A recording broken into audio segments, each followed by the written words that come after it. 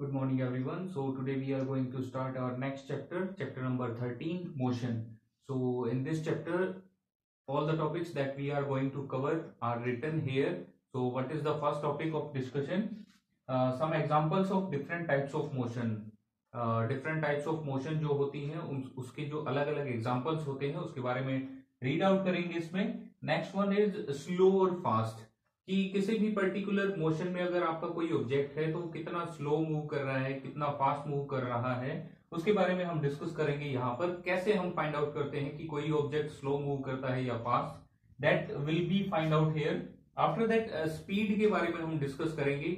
Speed होती क्या है, कैसे इसको फाइंड आउट किया जा सकता है, क्या इसका फॉर्मूला है, उस सब के बारे में डिस्कस करेंगे. तो नेक्स्ट टॉपिक ऑफ डिस्कशन होगा uniform and non uniform motion. क्या इसकी डेफिनेशन होती है, कैसे इसको फाइंड आउट किया जा सकता है, उसके बारे में डिस्कस करेंगे.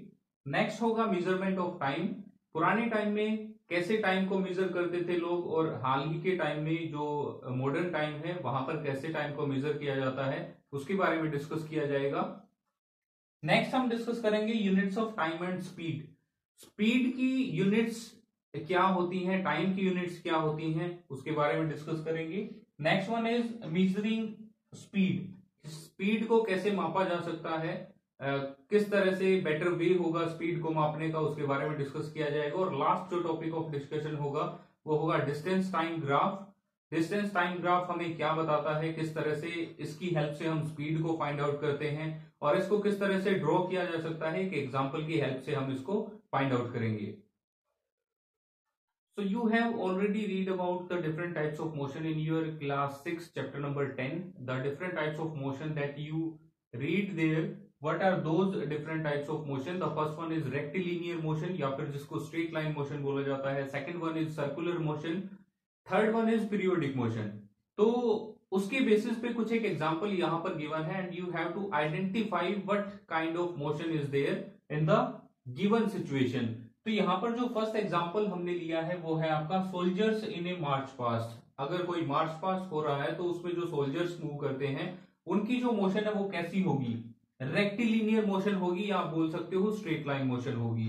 सेकंड जो एग्जांपल है वो है bullock cart moving on a straight road. Straight road के ऊपर जो आपका बुलॉक कार्ट, जो बैलगाड़ी मूव करती है, उसकी मोशन किस तरह की होगी, उसकी मोशन भी आपकी रेक्टिलिनियर मोशन होगी या स्ट्रेट लाइन मोशन होगी. थर्ड एग्जांपल जो गिवन है इसमें, hands of an athlete in a race. जब किसी रेस में कोई एथलीट दौड़ता है तो उसके जो हैंड्स की मूवमेंट होती है उसकी मोशन कैसी होगी, तो मोशन होगी आपकी पीरियोडिक, क्योंकि वो एक पर्टिकुलर पीरियड के बाद अपने हैंड्स को मूव करता रहेगा, इस तरह से रिपीट करता है वो अपनी मोशन को, तो हम इसको बोल सकते हैं पीरियोडिक मोशन. नेक्स्ट जो एग्जांपल है वो है pedal of A bicycle in motion. कोई जो बाइसाइकिल है वो मूव कर रही है तो उसकी जो पेडल की मूवमेंट होगी वो कैसी होगी, सर्कुलर मूवमेंट होगी, पेडल की जो मूवमेंट होगी. Next one is motion of earth around the sun. Earth की जो मोशन है सन के अराउंड, वो कौन सी टाइप की मोशन का एग्जाम्पल है, वो सर्कुलर मोशन का भी एग्जाम्पल है, क्योंकि यूजुअली जो पाथ होता है वो सर्कुलर होता है आपकी अर्थ का. और पीरियोडिक मोशन का भी एग्जांपल है, क्योंकि एक डेफिनेट पीरियड में वो पूरा सर्कल जो है वो कंप्लीट कर लेती है और उसके बाद वो उसको रिपीट करना स्टार्ट कर देती है. Next one is motion of A swing. Swing जो झूला होता है उसकी मोशन किस तरह की होगी, उसकी मोशन भी पीरियोडिक मोशन का एक एग्जांपल है, जिसको ऑसिलेटरी मोशन भी बोलते हैं, आगे आएगा. Next one is motion of pendulum. तो आपने देखा होगा ये जो वॉल क्लॉक होते हैं उसमें एक पेंडुलम लगा होता है जो इस तरह से मूव करता रहता है, तो उसकी जो मोशन है वो भी आपकी पीरियोडिक मोशन का ही एक एग्जांपल है. तो ये तो एक कॉमन सा एक्सपीरियंस है कि कुछ एक जो ऑब्जेक्ट्स होते हैं उनकी जो मोशन होती है वो फास्ट होती है, कुछ एक ऑब्जेक्ट जो होते हैं उनकी जो मूवमेंट है वो स्लो होती है. तो इसके बाद नेक्स्ट हमें जो डिस्कस करना है वो स्लो और फास्ट के बारे में ही डिस्कस करना है. तो बेसिकली हमें एक सिंपल सी एक्टिविटी परफॉर्म करनी है. 10 ऑब्जेक्ट्स की एक लिस्ट प्रिपेयर करनी है जो रोड के ऊपर मूव करते हैं, और ये आइडेंटिफाई करना है कि उनमें से कौन स्लो मूव करता है और कौन सा फास्ट मूव करता है. इसके बाद नेक्स्ट हमें जो डिस्कस करना है वो है एक्टिविटी 13.1 के बारे में. एक्टिविटी 13.1 भी आपकी स्लो और फास्ट मूवमेंट के बारे में ही आपको बताती है. तो एक्टिविटी 13.1 में बेसिकली करना क्या है, एक्टिविटी 13.1 में आपको दो पिक्चर्स गिवन है व्हीकल्स की, दो डिफरेंट टाइम इंटरवल्स पे, उनको कंपेयर करना है और ये फाइंड आउट करना है कि उनमें से कौन सा व्हीकल जो है उसकी मूवमेंट फास्ट है और किस व्हीकल की मूवमेंट सबसे स्लो है। तो जब आप उसको चेक करते हो दोनों फिगर्स को अगर आप ध्यान से देखो तो उसमें सेंटर में ग्रीन कार जो है वो गिवन है, तो उसकी मूवमेंट अगर आप देखो दोनों पिक्चर्स को कंपेयर करो तो उसकी जो स्पीड है वो सबसे फास्ट है।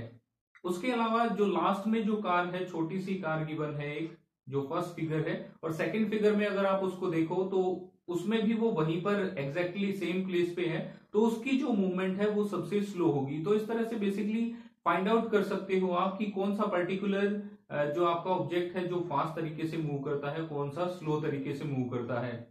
तो व्हीकल्स के केस में बेसिकली ये बहुत आसान होता है क्योंकि वो स्ट्रेट रोड के ऊपर मूव कर रहे होते हैं, तो हमें पता चल जाता है कि कौन सा फास्ट मूव करता है, कौन सा स्लो मूव करता है।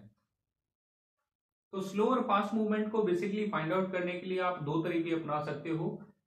एक तो सिंपल सा तरीका है कि सपोज कीजिए कि हम टाइम इंटरवल को फिक्स कर देते हैं और उस टाइम इंटरवल में जो ऑब्जेक्ट जितनी ज्यादा डिस्टेंस कवर करेगा उसकी स्पीड जो है वो उतनी ही फास्ट होगी, वो उतना ही फास्ट तरीके से मूव कर रहा होगा। जैसे सपोज कीजिए आप अपने किसी फ्रेंड को बस में छोड़ने के लिए जाते हो बस स्टैंड पे, तो वहां जब बस स्टार्ट होती है और आप साइकिल पे सेम टाइम पे स्टार्ट करते हो मोशन को, तो अगर आप स्ट्रेट रोड के ऊपर मूव कर रहे हो बस के साथ, तो सपोज कीजिए आप 5 मिनट तक साइकिल चलाते हो और 5 मिनट तक बस जो है वो चलती है, तो आप ये देखोगे कि जो बस है वो काफी लंबी डिस्टेंस को, काफी दूर की डिस्टेंस को कवर करती है as compared to your cycle. जो आपकी आप बाइसाइकिल है उससे बहुत ज्यादा डिस्टेंस को वो कवर कर पाती है, तो इसलिए हम बोल सकते हैं कि बस की स्पीड जो है वो काफी फास्ट है, या हम ये बोल सकते हैं बस फास्ट मूव करती है एज कंपेयर टू बाइसाइकिल।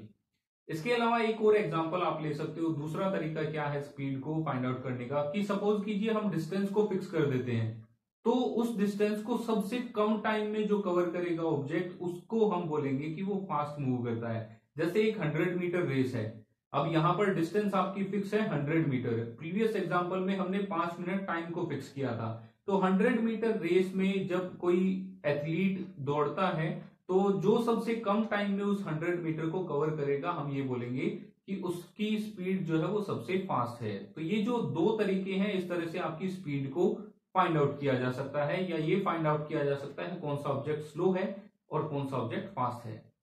इसके बाद जो हमें नेक्स्ट डिस्कस करना है वो स्पीड के बारे में है। जैसा कि मैं आपको बता चुका हूं कि दो तरीके हैं किसी भी ऑब्जेक्ट को फाइंड आउट करने के लिए कि उसकी स्पीड कितनी है, वो फास्ट मूव कर रहा है या स्लो मूव कर रहा है। या तो हम टाइम स्लॉट को फिक्स कर दें कि उस पर्टिकुलर टाइम में कौन सा ऑब्जेक्ट कितनी डिस्टेंस कवर करेगा, या फिर हम डिस्टेंस फिक्स कर दें और उस डिस्टेंस को कौन कितने कम टाइम में कवर करेगा, उससे हम इजीली फाइंड आउट कर सकते हैं किसी भी पर्टिकुलर ऑब्जेक्ट की स्पीड। लेकिन इसमें से कन्वीनियंट मेथड कौन सा है, आसान मेथड कौन सा है। सपोज कीजिए हम टाइम पीरियड को फिक्स कर देते हैं, तो उस टाइम पीरियड में कोई भी दो ऑब्जेक्ट हम लें तो वो कितनी डिस्टेंस कवर करेंगे उसके बेसिस पे हम इजीली फाइंड आउट कर सकते हैं कि कौन सा ऑब्जेक्ट फास्ट मूव कर रहा है।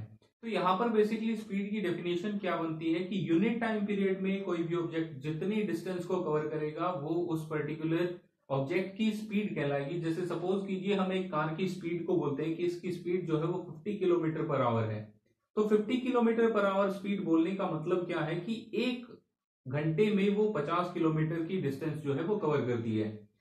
अब बेसिकली आपकी जो कार है वो स्टार्टिंग में उसकी स्पीड कम होती है, फिर ज्यादा होती है, फिर कम होती है, लेकिन यहां पर हम क्या बता रहे हैं, हम स्पीड अलग अलग इंटरवल पे नहीं बताते। यहां पर जो हम स्पीड कैलकुलेट करते हैं वो एक एवरेज स्पीड कैलकुलेट करते हैं कि पूरे एक घंटे में उसने कितनी डिस्टेंस को कवर किया है।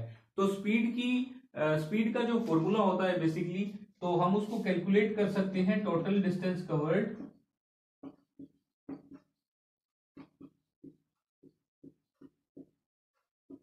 By total time taken.